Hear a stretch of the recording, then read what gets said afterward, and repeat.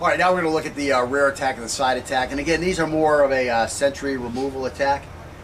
Again, you know, someone has a knife pointed at your friend, and they're about to attack your friend, and all you have is a knife, and you're going to come up and attack this guy from the rear. You're going to attack this guy from the side. You know, these are legitimate attacks here. These are more sentry related. There are a lot of things we can do to a guy when we have a big strong knife, like just plunge it into his skull. Again, you may have seen some stuff on the internet, you know, where guys, you know, they got the knife stabbed right through the side of their head. They have the knife removed and they're pretty much okay.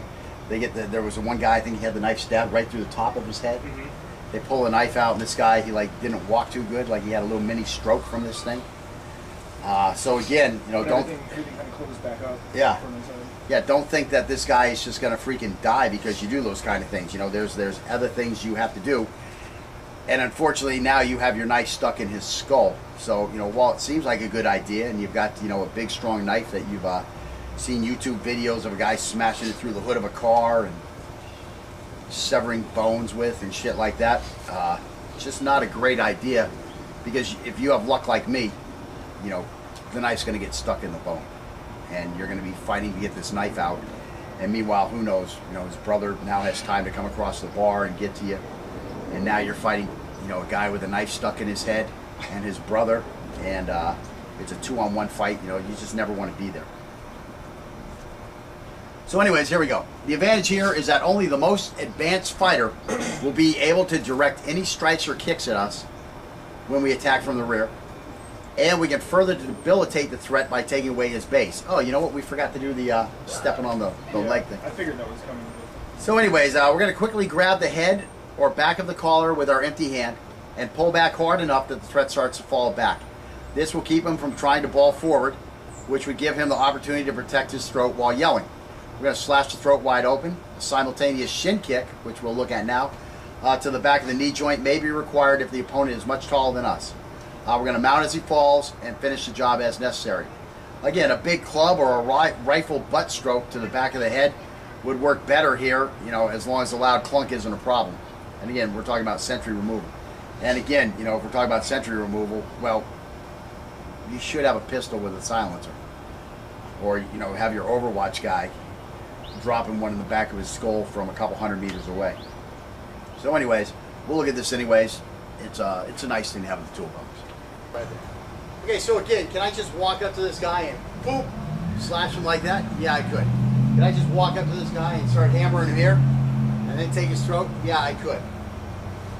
But let's add a little skill to it. So again, I'm going to come up, I'm going to grab this guy like this around the head, grab at his neck. I'm going to hit this leg here, and now I'm going to take it.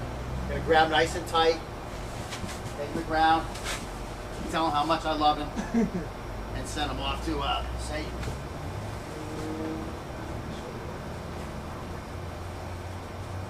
So anyways, that's basically it. So we would be like this. We'd sneak up behind this guy.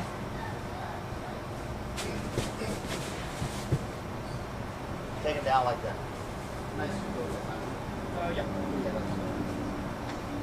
Now for him it's going to be a little easier because he's all big and tall. You just come up and grab me and slice. But you got to get this guy off balance. That's the key part. If I just come up here, grab, ball up. See, he balls up. Now we have a fight. Yeah, and again, he may even throw me. You know, which of course, if he went to do that, I need to make sure I jump around here. But again, I digress. I mean, I'm already in trouble. You got to come up here, hit this guy this way, get his balance. Now you have control of him. Pull this across here, turn him over this way. Always put him face down when you can, because you're going to expose this here. It also has his face in the ground, but mainly you're going to expose that cerebral cortex to any finishing thrust you need. There's not a whole lot of detail here. You can just kind of grab me and lead me back. That's it. Now, right now, here's the first thing. You don't want to pull this guy back with one hand and then go for the neck. Okay? You want to make sure you have full control of this guy. Come up with the knife here, pull him, again, get him against your chest. You know what I'm saying? Now you have a nice tabletop to work on. Okay, try that.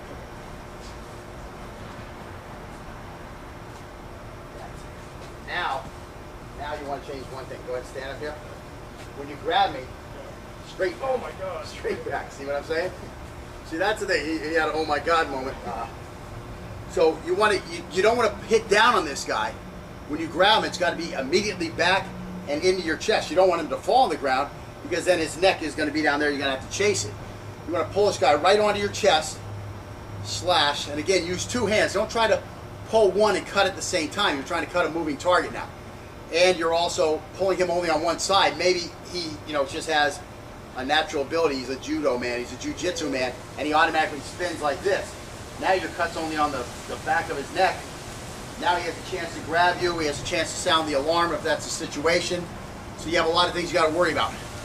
Break this guy's in jiu-jitsu and judo we call it kazushi. Okay, you want to break his kazushi, which is his balance. Okay, so again, come back up in front, get in the neck. Again, I come up here and hit him here and pull it.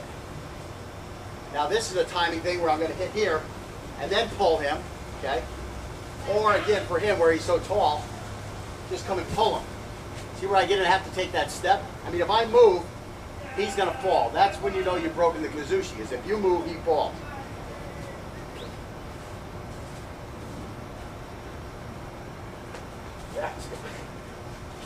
Yeah. And you'll know when your partner does it right, because you're going to have that, what's that trust me thing where you fall back? You're going to have that trust me moment where you're hoping your buddy isn't just going to drop you on the ground, kind of out of the way, yeah. Now, don't let go of me when you pull me. Okay. Give me the knife again. So the knife's here. See how quick that is? Yeah. So again, what's that? Yeah. I mean, you can hook the collarbones, you can not hook the collarbones. You just got to make sure you grab this guy good. And again, I like that little puck sow, whatever, yeah. Yeah, the gerbil. As opposed to praying mantis. The praying mantis. Well, I was like a homosexual reference. Just joking, guys. Just joking. Yeah, we're behind, so we got to have that reference. A little gerbil coming up here.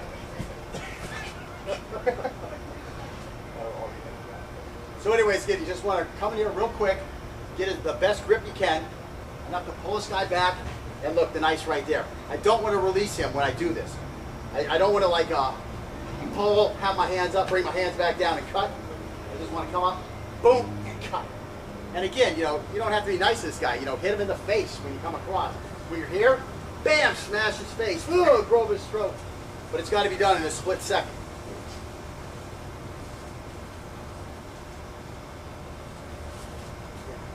Those hands are going to come up. That's a natural reaction. That's the best I can do, and I know what's coming. There it is. Now that's what I'm talking about. There it feels like one continuous motion. Good. And Musashi talks about a continuous cut. This is what he's talking about. He doesn't mean a continuous cut. He means a cut where the momentum is continuous, so that there's not that stop and start before you get going again. I don't care how other people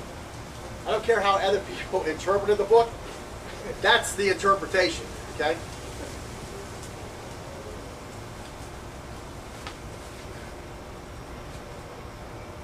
I mean, he'll talk about a continuous cut, and I'm reading the book, and I'm like, Miyamoto, that's at least 3 cuts. It can't be a continuous cut. It took me time. The first time I read it, I didn't know what the F he was talking about when I got back there in the 5 ring books. And then I read it again. I started thinking, oh, he's talking about you got to go like this. And then I read it a couple more times, and I was like, oh, it's about momentum. It's about small circles. That's your continuous cut. A little slow. Yeah, it was very slow. Again, you can't come up and place your hand on this guy and then pull him. You can, but again, you're giving him a chance to react. And again, I don't know how on alert this guy is, Now that time he actually put the knife right on me. And again, you can do that also, you have the blade already rolled, and when you come in, you can almost just pull him back with the knife and then just finish the cut. You know, it's all up to you. I like to make sure I have a little better grip on both sides and pull, and then take the knife and take it. One more.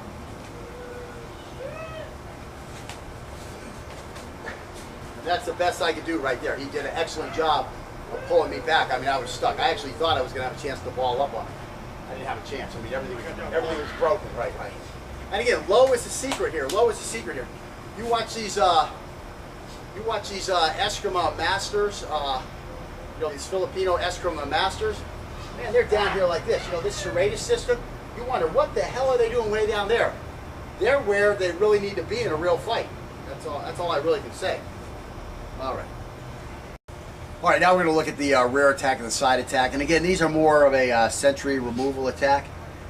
Again, you know, someone has a knife pointed at your friend, and they're about to attack your friend, and all you have is a knife, and you're going to come up and attack this guy from the rear. So again, you know, everything kind of closes back up. Yeah. From inside. Yeah, don't think that this guy is just going to freaking die because you do those kind of things. You know, there's other things you have to do. And unfortunately, now you have your knife stuck in his skull. So, you know, while it seems like a good idea, and you've got, you know, a big, strong knife that you've seen YouTube videos, some stuff on the internet, you know, where guys, you know, they got the knife stabbed right through the side of their head.